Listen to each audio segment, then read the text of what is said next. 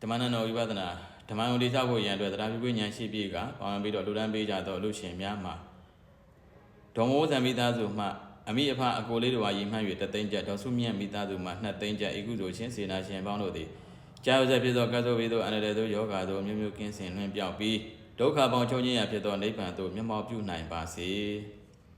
တမထကနေပြီးတော့ဝိပဿနာကိုအလွယ်ကူဆုံးသောကုနီ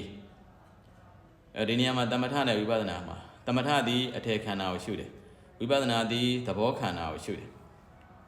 အဲ့တော့အထေခန္ဓာဆိုတာခေါင်းခါခြေလက်32ခုတာတာကိုပုံပိုင်းပြီးတော့နေရာတတ်မှတ်ပြီးတော့ရှုတာသည်အထေခန္ဓာဝိပဿနာကတော့သဘောခန္ဓာကိုရှုတာဝိပဿနာ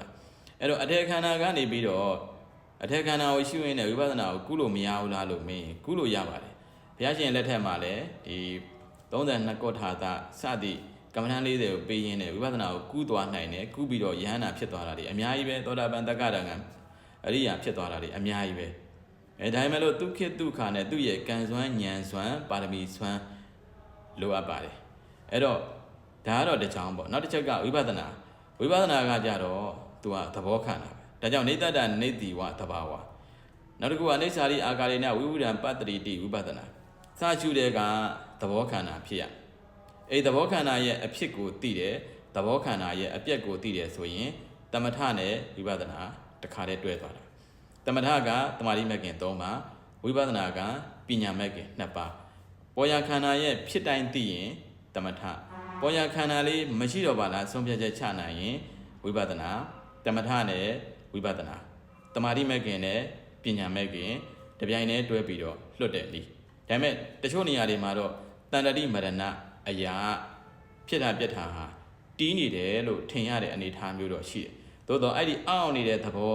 မတူတာလေးအောင့်နေတဲ့သဘောလေးကအောင့်နေတဲ့သဘောကိုသိနေတာတမထမတူပုံပြောင်းလဲနေတာလေးကိုမြင်တယ်ဆွမြဲချက်ချနိုင်ရင်ဝိပဿနာအဲ့ဒါတမထကနေဝိပဿနာကိုတန်းကူလိုက်တာတမထနဲ့ဝိပဿနာဒီနေ့ခေတ်မှာတော့တက်တန်းတူတယ်ကိလေသာများညံထိုင်းတဲ့ယောဂဗျာထူထပ်တဲ့ခေတ်မို့လို့တမထကြီးတဲ့တီးတိုင်ကြီးလုံးမနေတော့ပဲနဲ့တမထကနေပြီးတော့ဝိပဿနာကိုအမြန်ဆန်ဆုံးကူးနိုင်ရင်တော့ပို့ပြီးတော့ကောင်းပါတယ်လို့ဆရာကြီးများဆရာတော်ကြီးများက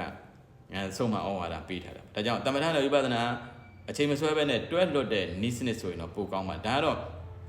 သင်ထားရင်ပို့ပြီးတော့သင်ရင်းနဲ့ကျင့်ရင်းနဲ့အလုပ်ပေါ်မှာမူတည်သွားတယ်ပေါ်ရခန္ဓာကိုသိရင်တမထကြားစိတ်လို့သိရင်တမထကြားစိတ်မရှိတာဆုံးဖြတ်ချနိုင်ရင်ဝိပဿနာတမထနဲ့ဝိပဿနာအောင့်တဲ့သဘောကိုသိရင်တမထအောင့်တဲ့သဘောမရှိပါလားလို့ဆုံးဖြတ်ချနိုင်ရင်ဝိပဿနာတမထကနေဝိပဿနာ